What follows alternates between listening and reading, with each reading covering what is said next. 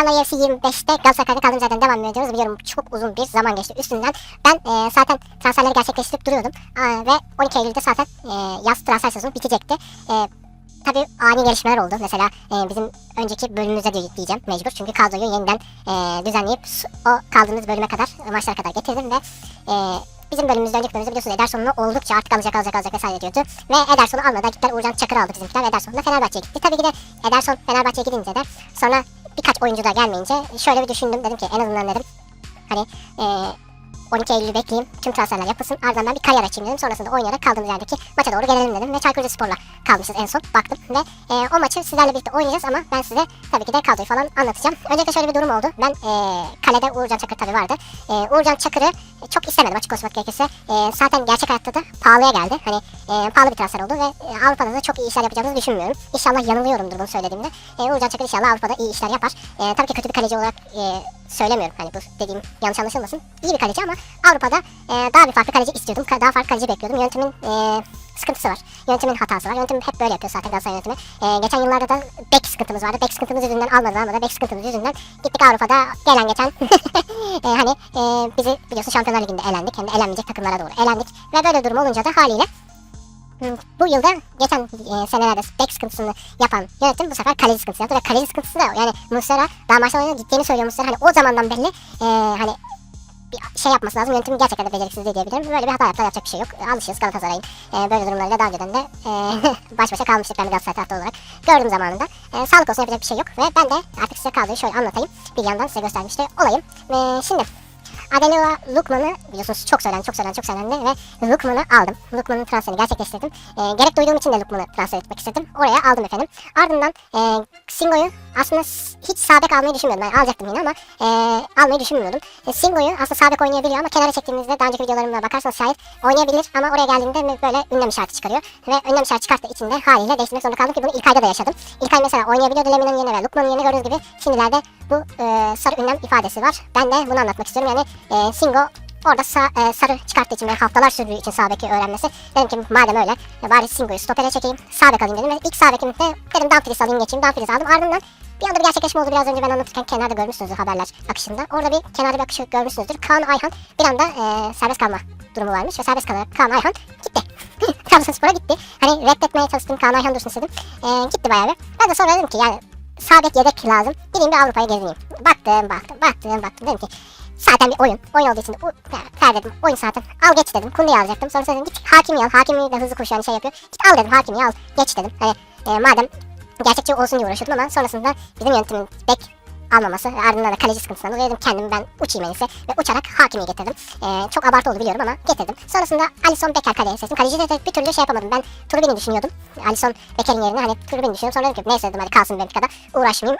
Alisson Becker'de hani, daha önceden bahsediyoruz Galatasaray Alisson Becker'i almak istiyor falan filan. Tabii onlar yalan haberlerdi ama ben onun adı çıktığı için birazcık yalan haberde olsa Alisson Becker'i alayım dedim kaleye geçeyim. Çünkü Uğurcan Çakır'da da oynadığımda da çok güven vermedi oyunda bana. O yüzden Alisson Becker'i aldım efendim. Bunun dışında başka bir şey yapmadım. Ahmet Kutucu'yu zaten göndermiştim.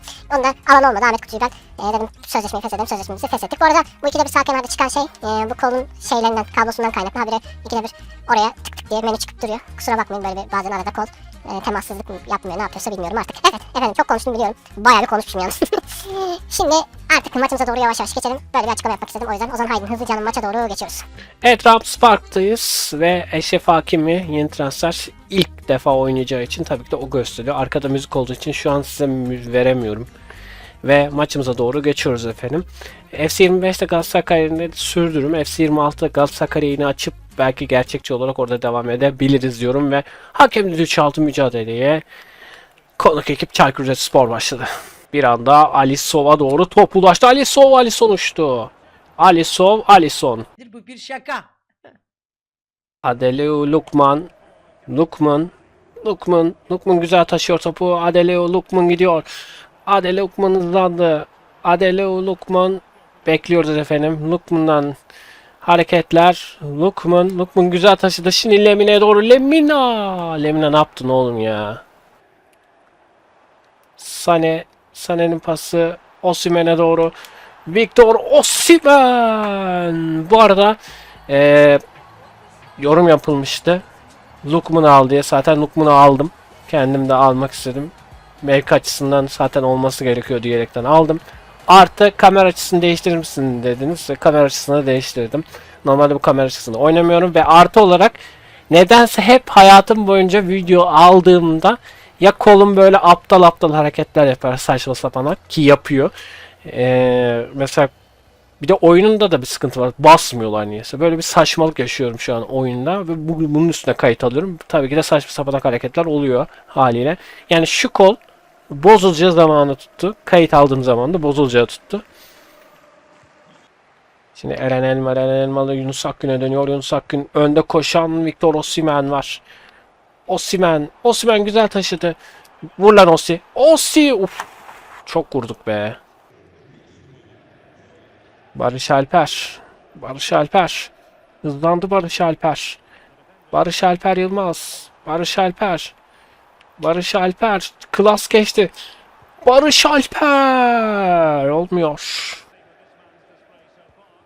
Şimdi pas. Mihail'a yedik galiba golü. Mihail'a oyuncular nedense gidip topa basmıyor anlamıyorum. Mesela defansta topa gidip almıyorlar. Singo'yu mesela ilerletiyorum. Seyredin. Bakın Singo yavaş yavaş gidiyor. Basmıyor. Zorla götürdüm. Bakın. Orada yakınlaştı. Topa da müdahale etmedi. 1-1. Deli ediyor. Zaten bu kolda deli etti beni. Yapacak bir şey yok. Barış Alper bir başına. Barış Alper çok güzel bir pas.